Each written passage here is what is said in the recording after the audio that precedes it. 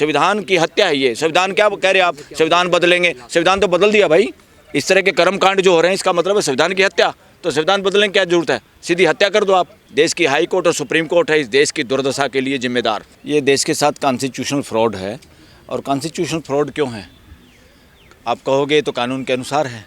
Constitutional fraud ये है जिसमें ट्रांसपेरेंसी नहीं, जिसमें सुप्रीम कोर्ट की कदर नहीं, और जिसमें जिस तरह से लोगों को इस पोस्ट के लिए जितने लोग, बहुत सारे लोगों का सपना होगा तो कोई तय नहीं कर सकता पॉलिटिकल एग्जीक्यूटिव। लोग रास्ता सबके लिए खुला होना चाहिए, कितने लोग इस पोस्ट के लिए आना चाहते हैं और कौन कौन। वो शॉर्ट लिस्ट करने में, अब मान लो 3 आदमी हैं इसको तय करने में एज पर लॉ कि प्राइम मिनिस्टर, एक उसका मिनिस्टर, गृह मंत्री या लीडर ऑफ अपोजिशन। पहली बात तो ये नॉनसेंस है, ये कानूनी नॉनसेंस है। क्यों कानून नॉनसेंस है? प्रधानमंत्री को थोड़े काम है क्या कॉन्स्टिट्यूशनल पोस्ट भरने के लिए? प्रधानमंत्री को कभी भी किसी भी कानून के तहत, अगर पार्लियामेंट ने भी ये कानून बनाया है वो भी इस देश के संविधान के साथ फ्रॉड है। उनको कानून ऐसा बनाना चाहिए जिसमें ना प्राइम मिनिस्टर, ना अपोजिशन का लीडर, ना चीफ जस्टिस। क्या करेंगे भाई? चीफ जस्टिस अपने काम करे, थोड़े काम है क्या चीफ जस्टिस के पास? प्राइम मिनिस्टर के पास थोड़े काम है क्या? ये लोग भर्तियां करने में लगे हुए हैं, ये सिलेक्शन करेंगे क्या? सिलेक्शन एक independent committee of the most honest people of this country वो होनी चाहिए थी कानून के तहत। ऐसा कानून होना चाहिए था और वो लोग तय करें प्रोसीजर, भाई कैसे लोगों को बनाना है इलेक्शन कमिश्नर। जितने भी कॉन्स्टिट्यूशनल पोस्ट है, चाहे वो इलेक्शन कमिश्नर हैं, चाहे ऑडिटर, कंट्रोलर ऑडिटर जनरल है, या और भी जो भी कॉन्स्टिट्यूशनल पोस्ट हैं, उसमें प्रधानमंत्री का, अपोजिशन के लीडर का और ये दूसरा जजों का कोई रोल नहीं होना चाहिए। जजों के पास और थोड़े काम है, जज भी अपॉइंटमेंट कर रहे हैं। पहली बात तो यही गलत हो रहा है देश के अंदर। उधर से प्राइम मिनिस्टर या उसकी टीम कॉन्स्टिट्यूशनल पोस्ट भर रही हैं। देश के साथ मजाक हो रहा है, इस संविधान को समझ नहीं पाए ये लोग। ये शासन व्यवस्था चल रही है डेमोक्रेसी के नाम पे, और देश के एमएलए एमपीज़ की भी मानसिकता अभी शासन मानसिकता है। डेमोक्रेसी में सब कुछ ट्रांसपेरेंट होता है, और 3 आदमियों ने भी मान लो, चलो डेमोक्रेसी का नाम बहुमत नहीं है, डेमोक्रेसी का नाम है सबका सुनना और सर्वसम्मति। और इवन 100 आदमी भी हों और उनमें से एक आदमी सही बात कर रहा तो उस बात को तवज्जो देना डेमोक्रेसी है। संविधान बनने के बाद से ही लगातार हम जो देख रहे हैं, संविधान का मतलब है, कॉन्स्टिट्यूशन ऑफ इंडिया का मतलब है देश में मानवीय व्यवस्था स्थापित करने का ग्रंथ, यानी पुस्तक। ये कोई सरकार या सत्ता या किसी को प्रधानमंत्री या किसी को चीफ जस्टिस बनाने के लिए नहीं, ये शासन व्यवस्था को पोषित करने के लिए नहीं है, ये देश में मानवीय व्यवस्था स्थापित करने के लिए संविधान है। संविधान से पहले जो देश में थी राजशाही, तानाशाही, व्यक्तिवाद हावी था देश में चारों तरफ।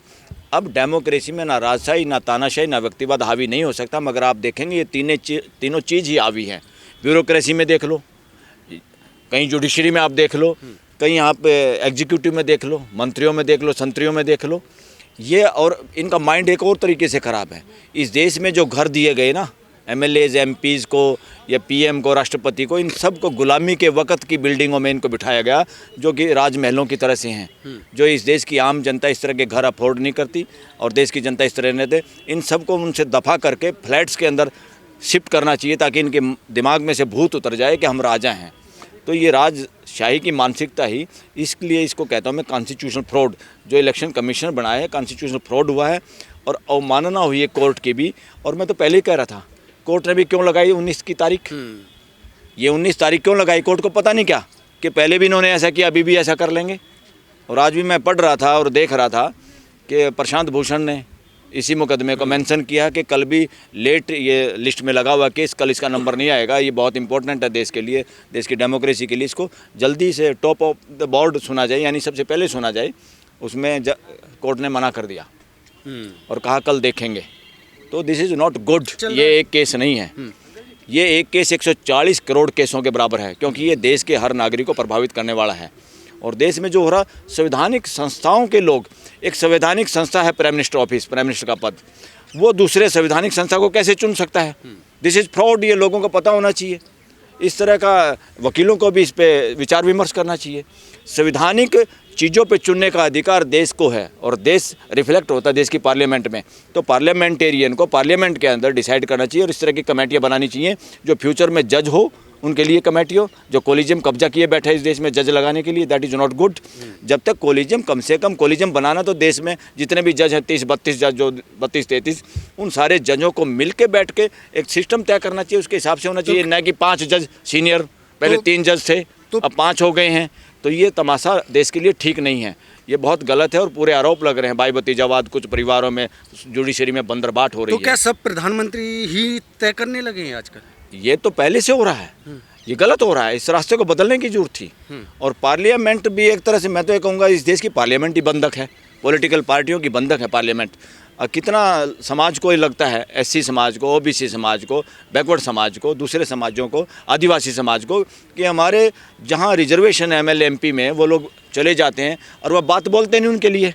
तो इसका मतलब क्या है, कहीं ना कहीं वो किसी प्रेशर में, कहीं ना कहीं वो मदारी के बंदर की तरह काम कर रहे हैं और वो लोग एक तरह से संविधान के विपरीत काम करते हैं। जो जितने संविधान की शपथ लेने वाले लोग हैं, ये सारे के सारे संविधान का बेड़ा गर्क करने में लगे हुए हैं। तो देश में जो व्यवस्था बननी चाहिए थी, देश में रास्ता आना चाहिए। अब देख लो, एक सोचे डीसी और एसपी को देख लो, उनका बोलने का तरीका देख लो, एक एसएचओ का, एक थाने का बोलने का तरीका देख लो, एक सिपाही का बोलने का तरीका देख लो, एक प्राइम मिनिस्टर का अपने एमपीओ से व्यवहार देख लो, एक अदने से मुख्यमंत्री, दिल्ली के मुख्यमंत्री पुराने का व्यवहार देख लो अपने एमएलए के प्रति। तो ये राजशाही है, तानाशाही की तरह से चला रहे हैं। इनको ना संविधान से कोई लेना देना। सारी पॉलिटिकल पार्टी का काम था देश में युवा लीडर तैयार करना, सबको संविधान का ज्ञान देना और देश में ट्रांसपेरेंट इलेक्शन हो। खाली आरोप लगाने से काम नहीं चलेगा इलेक्शन कमीशन पे, कि तुम्हारी भी तो जिम्मेवारी है, तुम पॉलिटिकल पार्टी हो, कहाँ वोट बढ़ रही, कहाँ घट रही है, कहाँ मशीनों में गड़बड़ हो रही, आप क्या कर रहे हो? एलओपी की बात नहीं मानी गई ना, क्योंकि नेता प्रतिपक्ष को भी तो रखा गया ना। एलओपी की बात नहीं मानी गई। एलओपी को लीडर ऑफ अपोजिशन खाली बात करने के लिए नहीं होगा, उनको ये बहाने से काम नहीं चलेगा। लीडर ऑफ अपोजिशन को सारी पॉलिटिकल पार्टी के साथ हंगामा खड़ा करना चाहिए था इस पे, और सुप्रीम कोर्ट में आना चाहिए था। क्या ये आपत्ति जमाने से चाय पत्ती की तरह आपत्ति होगी आपकी? ऐसे काम नहीं चलेगा इस देश के अंदर। आपको संघर्ष करना होगा, देश के सामने जाना होगा। जब आपकी जब आपकी कोर्ट नहीं सुन रही, आपका प्राइम मिनिस्टर नहीं सुन रहा, तो देश की जनता के सामने जाओ। जो देश की जनता के, इस देश की मालिक हैं 140 करोड़ लोग। 140 करोड़ ही असली सुप्रीम कोर्ट है, 140 करोड़ ही असली पार्लियामेंट है, 140 करोड़ ही असली प्रधानमंत्री इस देश के। जब ऐसा ये लोग नहीं कर रहे, ठगी ठोरी चल रही है संविधान के साथ, तो जनता के दरबार में बंदरबाट चल रहा है। वह बंदरबाट ही तो चल रहा है, बंदरबाट नहीं कर रहा। ऐसे अपॉइंटमेंट हो रही हैं ऐसी पोस्टों पे इतनी जल्दबाजी में, जो बिल्कुल सब ऐसी की तैसी कर दी सारे सिस्टम की। ये चोर बाजारी चल रही है और ये तरीका सही नहीं है। चाहे उसी आदमी को लगाते, मेरिट पे आता है, मगर जल्दबाजी कौन करता है? चोर करता है। चोर उचक के जल्दबाजी करते हैं।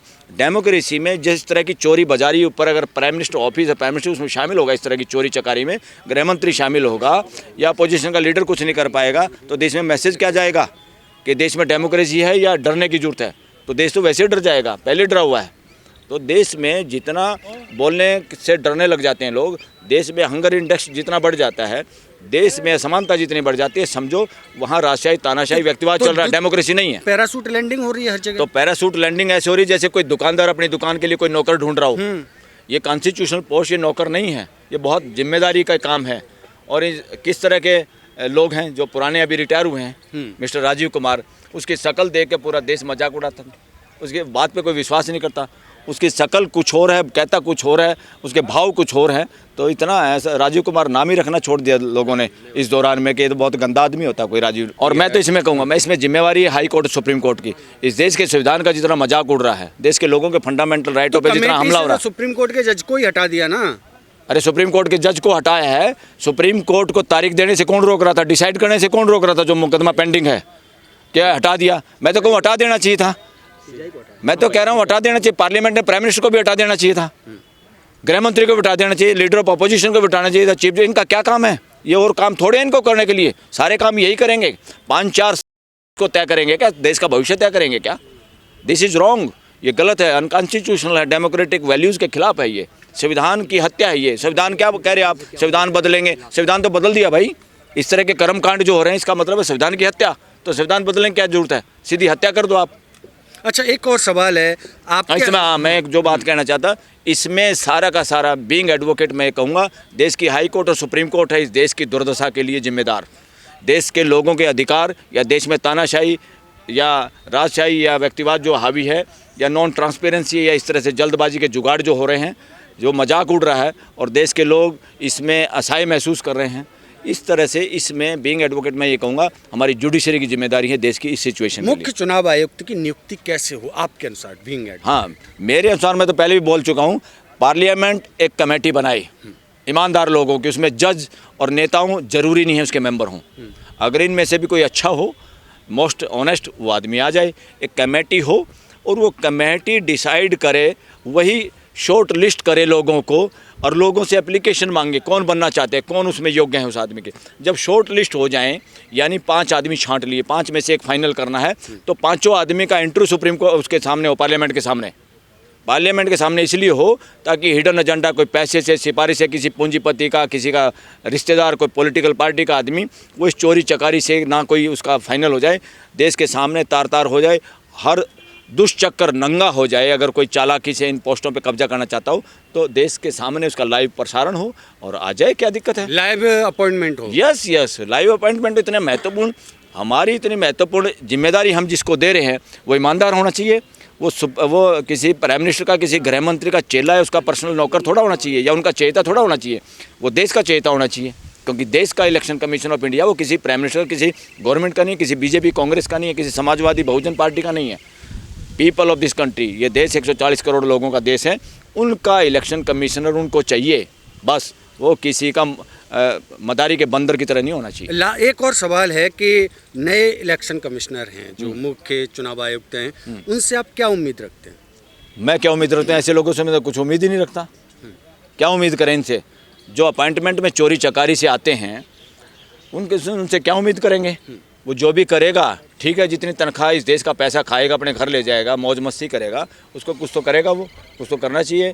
और हम तो ये कहते हैं, हम तो कहते उम्मीद कुछ नहीं, 0% उम्मीद है ऐसे लोगों से जो रबड़ स्टैंप हैं, जिनको रबड़ स्टैंप की तरह जल्दबाजी में अपॉइंटमेंट किया जाता, उनके लिए ना इस देश की जनता में कोई कदर है और ना उनसे कोई उम्मीद है।